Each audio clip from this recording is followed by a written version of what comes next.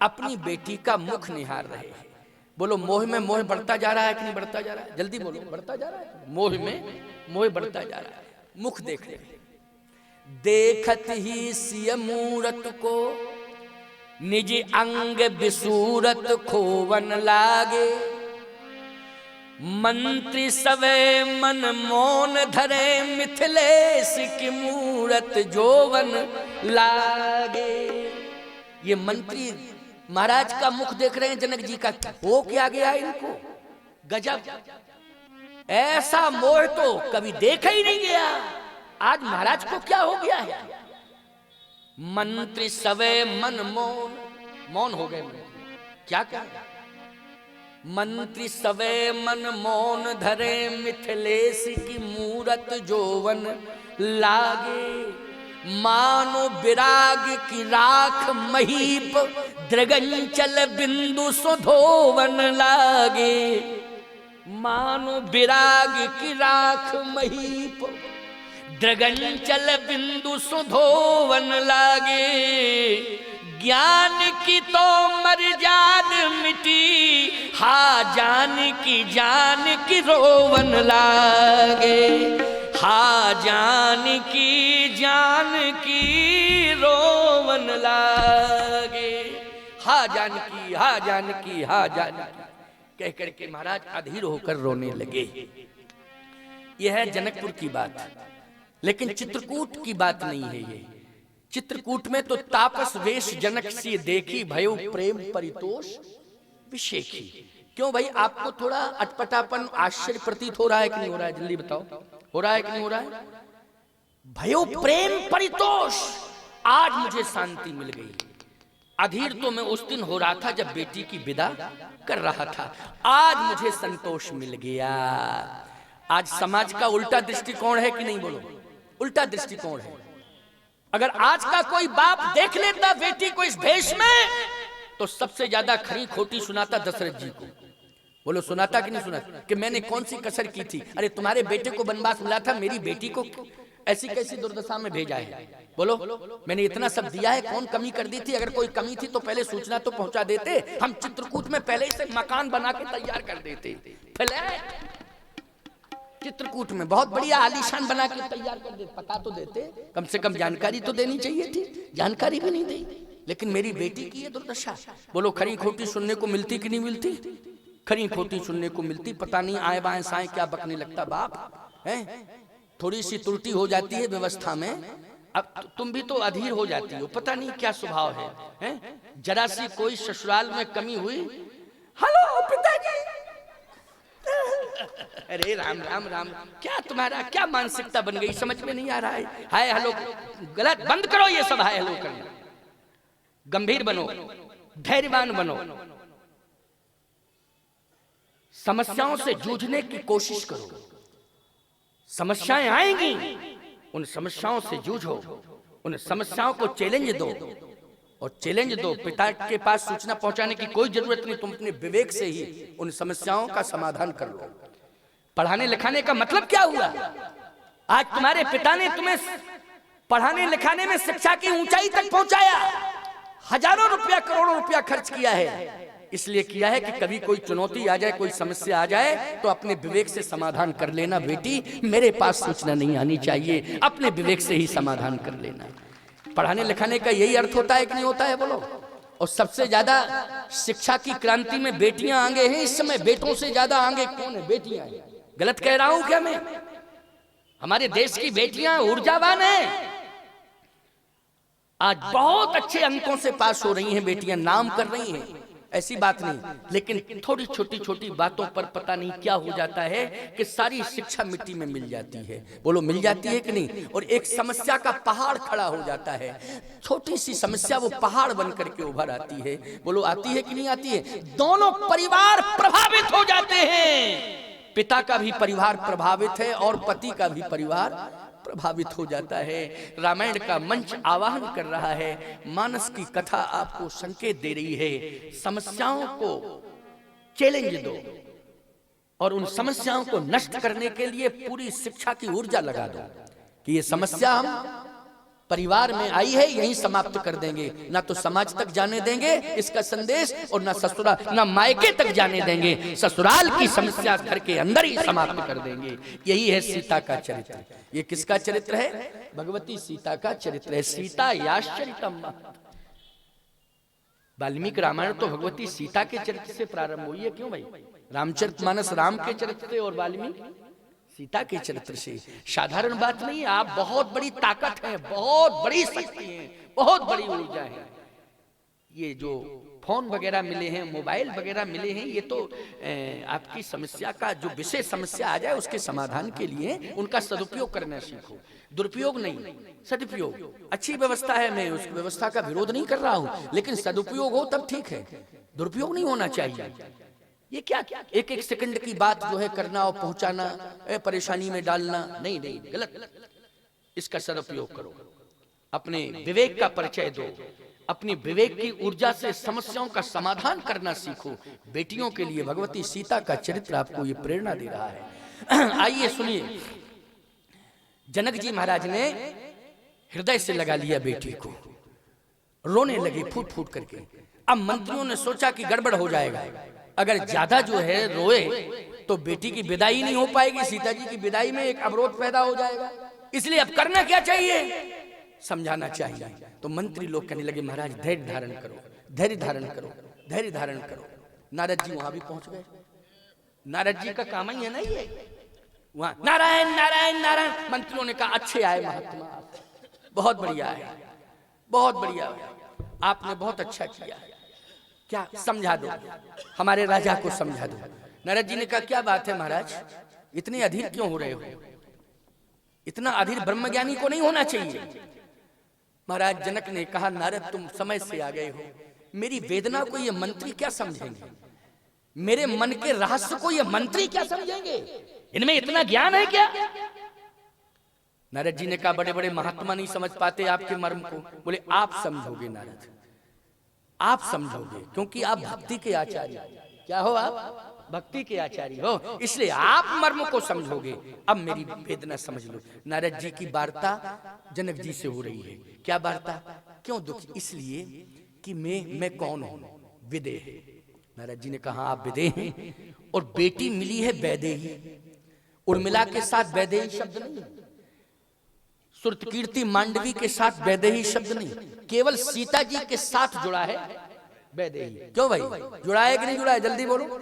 विदेह जनक जी के साथ जुड़ा है और वैदेही सीता जी। विदेह को बेटी मिली है वैदेही, विदेह को बेटी वैदेही मिली हुई है। हे नारद जी, इतने बड़े साम्राज्य की स्वामिनी बनने जा रही है कि जहां अवध राजसुर राजसिंहाही और दशरथ धन लख धनत लजाही। पूरी तैयारी हो चुकी है अयोध्या में कि जैसे ही राम और सीता प्रवेश करें तो सबके और अभिलाष है, कहे मनाए महेश आप अछत जुबराज पद राम देव नरेश। क्यों भाई, यही तैयारी चल रही थी कि नहीं? और एक बात आपको गूढ़ रहस्य बता दें आप, वैसे तो आप समझते हैं, सुना भी होगा आपने। जब भगवान राम और सीता जी मंडप के नीचे बैठे थे, भगवान राम और श्री जानकी जी, सीता जी मंडप के नीचे बैठी थी, श्री किशोरी जी और राम जी बैठे थे, तो उस समय दशरथ जी ने जब देखा तो बैठे बरासन राम जानकी मुदित मन दशरथ भय। दशरथ जी प्रसन्न हो गए और दशरथ जी ने कहा, बस बहुत बढ़िया जोड़ी है, सीता राम मनोहर जोड़ी, दशरथ नंदन जनक किशोरी, बड़ी गजब की जोड़ी है, बहुत गजब की जोड़ी। फिर क्या है? बस अब मैं निश्चिंत हो गया। क्या निश्चिंता आ गई? बोले, जैसे ही राम सीता पहुंचेंगे तुरंत राज्य समर्पित, राजा राम जानकी। अब राजा रानी दोनों मिल गए हैं अयोध्या को। दशरथ जी बोले, दोनों अयोध्या को मिल गए। राजा अभी तो केवल राजकुमार मिला था, लेकिन अब वास्तव में राजा भी मिल गया और रानी भी मिल गई है। अब तुरंत जो है पूरा साम्राज्य सौंप दूंगा। जनक जी इस भाव को समझ गए। बोलो, समझ गए कि नहीं? कि मेरी बेटी जैसे ही जाएगी तैसे ही क्या बनेगी? महारानी। क्या बनेगी? महारानी। अच्छा एक बात बताओ, खजाना कैसा है? बोले देवराज इंद्र लज्जित हो रहा है खजाने को देख के, ऐसा खजाना। बोले संसार में ऐसा खजाना है ही नहीं कहीं जैसा। अयोध्या में इतने बड़े खजाने की ये मेरी बेटी वैदेही स्वामिनी बनने जा रही है। क्या बनने जा रही है? स्वामिनी बनने जा रही है। तो चिंता किस बात की है? चिंता इसी बात की है कि मैं सिद्धांतवादी हूं और मेरी संतान भी सिद्धांतवादी है। लेकिन जब सुविधा अधिक मिलने लगती है तो सिद्धांत पर टिप्पणी होने लगती है। क्यों भाई, होने लगती है कि नहीं होने लगती? जल्दी बताओ। जब सुविधा जो है अधिक मिलने लगे तो सिद्धांत पर क्या होने लगती है? टिप्पणी होने लगती है। इतनी सुविधा मिलने वाली है कि पलंग पीठ तज गोद हिंडोरा, सीना दीन पग अवन कठोरा। लेकिन अयोध्या में जब पहुंचेगी तो डिसीजन बदल जाएगा। क्या डिसीजन होगा? डिसीजन ये होगा कि वधू लड़किनी पर घर आई, राखो नयन पलक की नाई, राखो नयन पलक की नहीं। अब बताओ ईमानदारी से, ये पलक की तरह जैसे पुतली सुरक्षित रहती है ना नेत्रों के अंदर, ऐसे सुरक्षित रखना है तो ये सिद्धांत है कि सुविधा है? जल्दी बोलो, है सुविधा कि नहीं? क्या है? ये सुविधा है। अच्छा और कैसे रखना है? दशरथ जी ने कहा सुनो, ये जनक जी पूर्वाभ्यास हो गया, जनक जी को पूर्वानुमान है, समझ गए कि ऐसा ही होना है। अच्छा फिर आगे और विशेषता क्या? बोले जियन मूर जिम जुगवत रहे और दीप बात नहीं टारन कह। अब बताओ भैया, दीपक की बाती को भी टारने को मत कहना बहू को। ये दीपक की बाती को टारने के लिए बोले ये भी मत कहना। दशरथ जी कह रहे, किससे कह रहे? कौशल्या से कह रहे। अब बोलो इसका संबंध सुविधा से है कि सिद्धांत से? जल्दी बोलो। जनक जी समझ रहे हैं और मन ही मन रो रहे जनक जी। और मन क्या, मन ही मन क्या रो रहे? सीता जी को देख करके तो और रोने लगे। और इसलिए रो रहे हैं कि अब तो मेरी बेटी इतनी सुविधा में जाने वाली है और सुविधा का साम्राज्य की स्वामिनी बनने वाली है मेरी बेटी, जहां दीपक की बाती टालने तक के लिए नहीं कहा जाएगा जनक। कहीं सुविधा में सिद्धांत पर प्रश्न न लग जाए, बदनामी तो जनक को मिलेगी कि इतने बड़े ब्रह्मज्ञानी सिद्धांतवादी थे और बेटी को सुविधा भोगी बना दिया तुमने। यही संस्कार। आज मैं ये सोच रहा हूं, चिंतन कर रहा हूं नारद जी, कि अवधपुर में जाकर के इतनी सुविधा मिलने वाली है, इतने साम्राज्य की स्वामिनी बनने वाली है मेरी बेटी, कि कहीं ऐसा न हो कि सुविधा के चक्कर में सिद्धांत पर टिप्पणी लग जाए और उसका खामियाजा किसे भुगतना पड़ेगा? जनक को। चर्चा किसकी होगी? जनक की होगी। जनक की बेटी है ये किसकी बेटी है? जनक की बेटी है। नारद जी ने कहा कि धैर्य धारण करो, धैर्य धारण करो। जनक तुम्हारा त्याग और प्रयास और परिश्रम व्यर्थ नहीं जाएगा। नारद जी कह रहे हैं व्यर्थ नहीं जाएगा, लेकिन धैर्य धारण करो, रोने की जरूरत नहीं है। जनक जी बोले चिंता का विषय बना हुआ है यही। तो किसके कारण रो रहे हैं? मोह के कारण नहीं रो रहे हैं, सिद्धांत के कारण। किसके कारण रो रहे हैं? जल्दी बोलो। सिद्धांत के कारण रो रहे हैं। लेकिन अब आप देखें, गजब की बात यह है, जैसे ही अच्छा एक और स्थिति जुड़ गई। क्या? सुनैना जी ने कह दिया कि सुनो, बेटी के साथ दासियों को भेजो, बेटियों के साथ दासियों को भेजो। दासियों को भेजो, किसके लिए दासियां जाएंगी? बोलो ईमानदारी। दासियों का मतलब क्या? सेवा। दासियों का मतलब सेवा। एक बात और बतावें, पिता की सोच में और माँ की सोच में अंतर है। माँ का मोह ज्यादा होता है बेटी के प्रति, होता है कि नहीं होता है? जैसे बाप ने भरपूर दे दिया हो, पीछे से माँ कहेगी ये और दे दो, ये और दो, ये क्यों माँ कहेगी कि नहीं कहेगी? अच्छा तो वो कहे दे तो दिया है, नहीं नहीं ये हाँ दे दो दे दो दे दो, कोई बात दे दो। ये माँ की ममता भी क्या है? माँ की ममता है। लेकिन सत्य कह रहा हूं मैं, लोग कहने के लिए कह जाए कि बेटी के प्रति माँ की ममता ज्यादा होती, मैं कहता बाप की ममता ज्यादा होती। बस अंतर इतना है कि माँ पहले से रोने लगती है, विदा करते समय रोती है, और बेटी चली जाती है तब रोती है। लेकिन बाप एकांत में जाके रोता है, जहां कोई होता नहीं। जहां कोई होता नहीं है वो वहां रोता है, जहां कोई होता नहीं वहां रोता है, तो कौन देख पाएगा आंसू, बोलो भाई। लेकिन ऐसी बात नहीं है कि पिता के आंसू कम निकलते हो, लेकिन कोई देख नहीं पाता है, वहां कोई होता ही नहीं है जहां वो रोता है। सत्य तो ये है कि पिता का भी बहुत बड़ा स्थान है, पिता का भी दायित्व बहुत बड़ा है। बोलो है दायित्व कि नहीं है? बहुत बड़ा दायित्व है। घर के अंदर की संपूर्ण जिम्मेदारी आपकी है, लेकिन घर के बाहर का क्षेत्रफल बड़ा होता है, घर का क्षेत्रफल अंदर का उतना बड़ा नहीं होता है। बोलो भाई कितना बड़ा होगा घर के अंदर का क्षेत्रफल? अंदर का क्षेत्रफल, घर के अंदर की व्यवस्था को आप संभालती हो, सीमित क्षेत्र है, लेकिन बाहर की व्यवस्था को पिता संभालता है, असीमित क्षेत्र होता है, उसके सामने बहुत बड़ी बड़ी समस्याएं हुआ करती हैं। इसलिए पति पत्नी को दोनों को सकारात्मक सोच अपनानी चाहिए और बड़े प्रेम से रहना चाहिए, जिससे न घर के अंदर की समस्या रहे न घर के बाहर की कोई समस्या रहे। सुनैना जी ने कहा कि दासियों को भेजो, जनक जी ने कहा ठीक है भेज दो। लेकिन फिर जनक जी ने कहा कि सुनैना, अगर दासियों को भेजा जाएगा बेटियों की सेवा में, तो ये कहा जाएगा कि बेटी का पक्ष लिया गया है। इसका मतलब है राजा ज्ञानी तो है लेकिन अज्ञानी भी है कहीं ना कहीं। क्यों भाई? क्योंकि भेद माना है। इसलिए मेरा एक सुझाव है कि दामादों की सेवा के लिए दास भेज दिए जाए।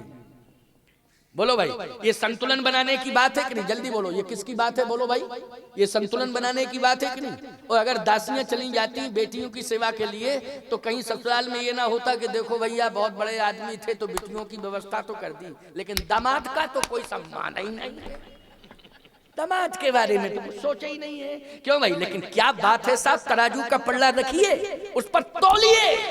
क्या पवित्र उदार मनः दृष्टिकोण है महाराज जनक का। जनक जी ने कहा कि तो दासों को और भेजना है। और सुनो, केवल थोड़े दास और दासियां नहीं जाएंगी, नहीं तो संदेश गलत जाएगा। फिर अधिक मात्रा में दासियों को भेजो, अधिक मात्रा में दासों को भेजो।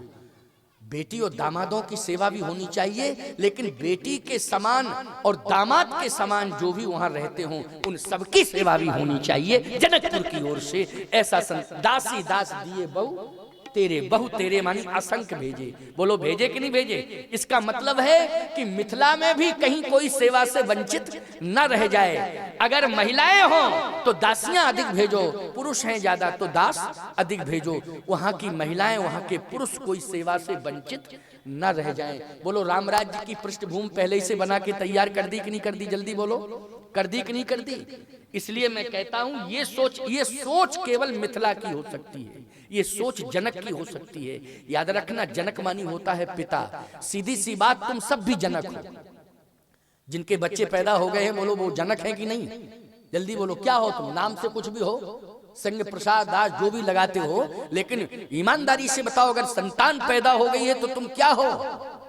तुम जनक हो। अच्छा, आप कौन है फिर? आप सुनैना है। सुमानी सुंदर, नैन जिसके नेत्र सुंदर हो। तो नेत्र सुंदर किसके हैं? नेत्र सुंदर ये नहीं हिरण जैसे नेत्र हो, हिरण जैसे नेत्र हो ना, हिरण विरण जैसे नेत्र नहीं। जिसकी सुंदर दृष्टि हो, जिसकी सुंदर दृष्टि हो, जिसकी सकारात्मक सोच हो और दृष्टि भी उसकी समान रूप से हो। कैसी हो? समान रूप से, अपने पराये में भेद ना हो, जिसकी दृष्टि में अपने पराये का भेद ना हो। ऐसी दृष्टि जिसकी है वही सुनैना। तो तुम भी सुनैना बनो। क्या बनो? सुनैना बनो। तुम सब जनक बनो। देखो रामराज जाएगा कि नहीं आएगा? बोलो भाई, चाहे जितनी चुनौतियां क्यों ना आ जाएं, लेकिन रामराज्य निश्चित रूप से आएगा। तो आज महाराज श्री जनक कहते हैं, नारद मैं इसलिए रो रहा हूं, लेकिन जिस समय देखा कि मेरी बेटी ने त्याग कर दिया। किसका त्याग किया? बोले भोग रोग शम, भोग रोग सम भूषण भारू,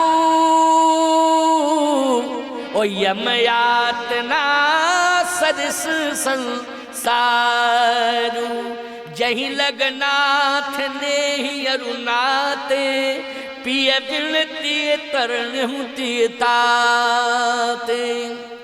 इसलिए सीता जी ने भोग रोग संभूषण भारू, जितने संबंध नाते हैं सब त्याग दिए। कहा कि जो भी है मेरा पति है, पति है, पति का सुख मेरा सुख है, पति का दुख मेरा दुख है। सीता जी ने कहा इस बात को, पति का सुख ही मेरा सुख है और पति का दुख ही मेरा दुख है। कितनी अच्छी सोच है। बोलो ये सकारात्मक सोच है कि नहीं? ये सकारात्मक सोच है। और समझा रही है किसको? सास को। समझा रही है ससुर को। जिए बिन देह नदी बिन बारी, ओ तैसे नाथ पुरुष बिन नारी। जिए बिन दे, सास ससुर से कह रही हैं कि आप दोनों ज्ञानी हैं। नदी, जल के बिना नदी की कोई कीमत है? दशरथ जी ने कहा कोई कीमत नहीं है। प्राण के बिना देह की कोई कीमत है? कौशल्या जी ने कहा कोई कीमत नहीं। तो जैसे नदी के बिना, जल के बिना नदी की कीमत नहीं होती है, पिताश्री प्राण के बिना माता, सास माता प्राण के बिना देह की कीमत नहीं होती है। सीता जी कह रही हैं वैसे ही पति के बिना पत्नी की कोई कीमत नहीं होती है। इसलिए मेरे पति का सुख ही मेरा सुख है, पति का दुख ही मेरा